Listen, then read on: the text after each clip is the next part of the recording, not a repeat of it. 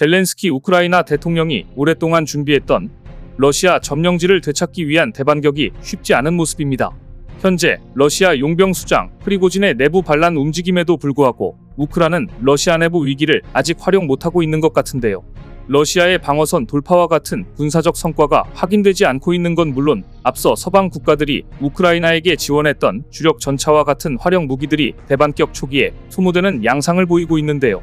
실제로 뉴욕타임즈에 따르면 우크라이나군은 서방이 그동안 공급한 독일의 주력 전차인 레오파르트2나 미국 브래들리 장갑차를 다수 상실한 것으로 확인됐습니다. 그런데 벌써부터 서방에서는 우크라이나에게 계속 무기 지원이 가능할지 우려하는 목소리가 나오고 있다고 합니다.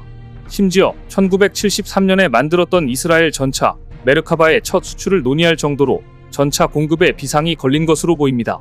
이런 상황에 유럽 몇몇 국가에서는 크게 한숨만 늘어가고 있다고 하는데요.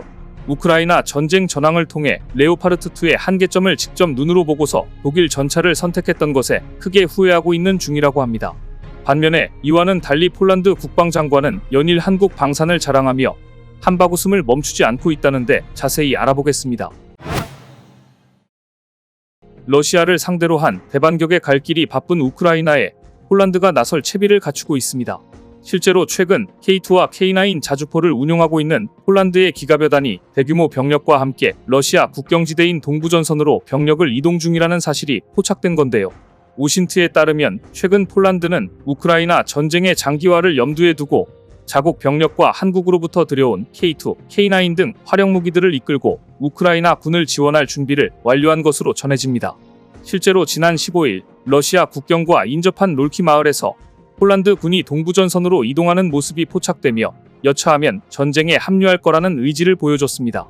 그런데 해당 소식은 러시아에게는 그야말로 청천벽력이 됐는데 현재 러시아 내에는 K2 전차를 압도할 뚜렷한 무기가 없기 때문입니다.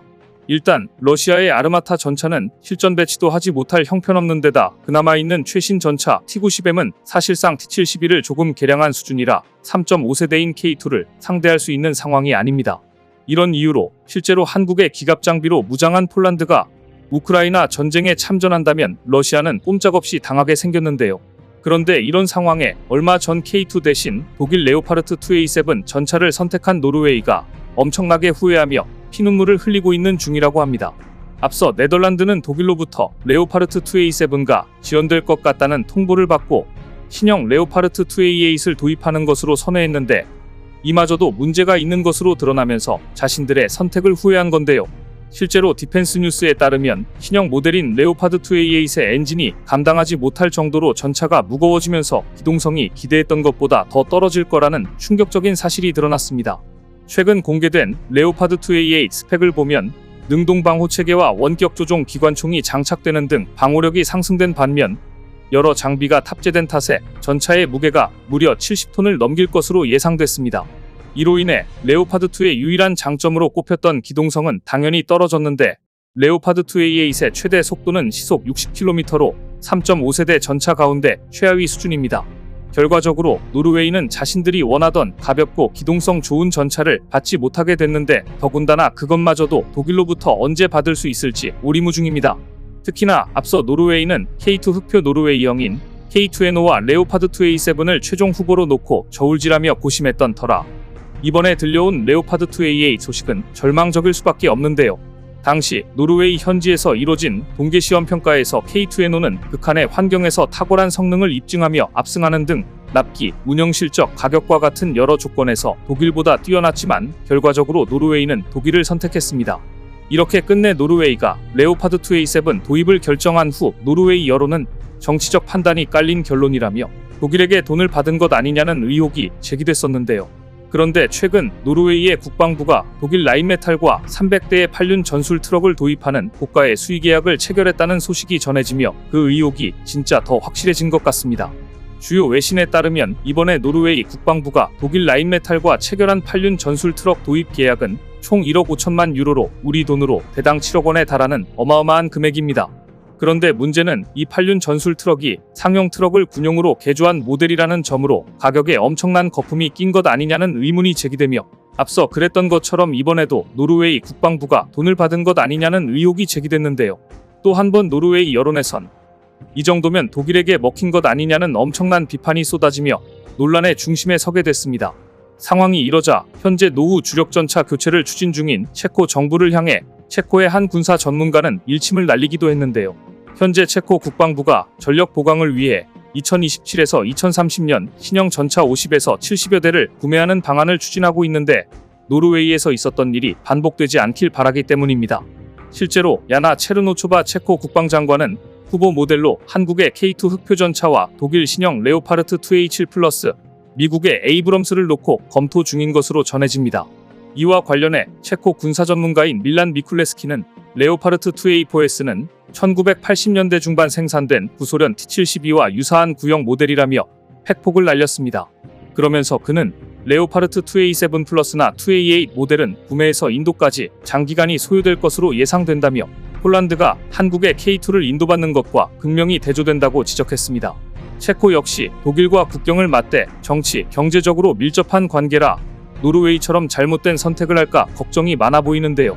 이런 분위기는 여론도 마찬가지인데 체코 현지 언론에서는 작년부터 이어진 노르웨이 전차 구매 테스트에서 K2 성능이 레오파르트보다 월등히 앞섰던 점이 연일 보도되고 있다고 합니다.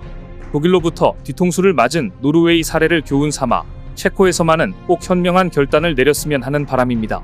그런데 사실 체코가 방산업계 내 돌아가는 상황과 소식을 제대로만 듣는다면 노르웨이와 같은 패착을 두는 일은 없을 것으로 보이는데요. 방산업계와 외신에 따르면 최근 폴란드 국방부는 기존 납기 예정일이었던 9월보다 무려 2개월 앞서 K2 전차 6대가 폴란드에 도착했다고 대대적으로 보도했습니다. 놀랍게도 현대로템이 올해 폴란드로 보내려 했던 K2 전차 긴급 소요분 수량을 모두 출고한 겁니다. 현대로템은 작년에 폴란드와 체결한 1차 계약에서 총 180대의 K2 긴급 소요분 공급 계약을 맺은 바 있는데 이에 따라 올해까지 28대, 2024년엔 56대, 2025년엔 96대를 공급할 예정입니다. 작년 8월 사상 처음으로 K2 완성품 수출이 확정된 이래 현대로템은 4개월 만에 초도 출고분 10대를 폴란드에 인도하고 이후 지난 3월 본 계획보다 3개월 앞당겨 K2를 조기 납품했는데요. 그런데 이번에 또 2개월 먼저 조기 납품하는 등 올해 긴급 수요분 출고를 끝내면서 한국 방산의 저력을 제대로 보여줬습니다. 이로써 폴란드에서 들어온 전차 대금만 벌써 6천억 원을 기록하는 등 한국은 작년에 이어 올해도 방산 잭팟을 터뜨릴 것으로 예상되고 있는 상황입니다. 그리고 무엇보다 최근 K2를 인도받은 폴란드의 반응이 매우 남다른데요. 정말 생각지도 못하게 올해 인도될 K2를 모두 전달받은 폴란드에서 한국의 전차 생산 속도는 어느 누구도 따라잡을 수 없다며 감탄과 놀라운 반응이 끊이지 않고 있는 겁니다. 가장 뜨거운 반응을 보였던 건 역시나 마리우시 부와슈차크 폴란드 장관으로 부와슈차크 장관은 자신의 트위터를 통해 한국에서 주문한 또 다른 K2가 이미 폴란드에 있다며 이번에 K2 블랙팬서 6대가 그디니아 항구에 도착했고 곧 제20기계 화여단에 인도될 예정이라며 기쁨을 감추지 못했습니다. 그것도 그럴 것이 계약을 체결한 지 1년도 안 된 상황에서 벌써 폴란드는 28대의 K2를 보유하게 된 건데 이런 사실을 보고도 믿기지 않는 부와슈차크 장관이 직접 한국의 엄청난 납기 속도를 극찬하며 자발적으로 치켜세운 겁니다. 폴란드 현지인들도 부와슈차크 장관의 트위터 계정에 어떻게 이렇게 빨리 받을 수 있는 거냐며 놀라움을 감추지 못하는 댓글을 잇따라 남기기도 했는데요. 상황이 이러자 최근 외신에서는 K3 전차까지 주목하며 벌써부터 주요 스펙과 특징을 세세하게 다루며 보도하는 등 한국산 전차를 향해 엄청난 관심을 보이고 있는 중입니다. 군사 전문 매체 디펜스 블로그는 K2의 뒤를 이을 한국형 미래형 전차 K3 스텔스 전차를 조명하며 들뜬 기대감을 표출했는데요. 매체는 한국이 차세대 전차 콘셉트를 공개했다며 K3 스텔스 전차는 130mm 활강포와 자동장전을 채택하고 전방 승무원실과 후방 파워팩을 배치한 모듈식 플랫폼 기반이라고 대략적인 특징을 전했습니다. 그러면서 K3는 적에게 거의 보이지 않는다며 K3의 전투 중량이 55톤에 이를 것으로 추정했습니다. 전 세계적으로 K2의 성능이 입증되면서 차기 전차인 K3까지 세계의 주목을 받고 있는데요. 실제로 미국 군사력 평가기관 GFP에 따르면 올해 한국의 군사력은 세계에서 6번째로 강한 것으로 드러나며 방산 수출 강국임을 다시 한번 입증시켰습니다. 그리고 현재 군사력 순위 20위인 폴란드는 모든 분야에서 한국 방산을 대규모로 도입하면서 내년에는 10위권으로 급상승할 듯 보입니다. 오늘 준비한 소식은 여기까지입니다. 댓글을 통한 여러분들의 많은 의견 기다리겠습니다. 시청해주셔서 감사합니다.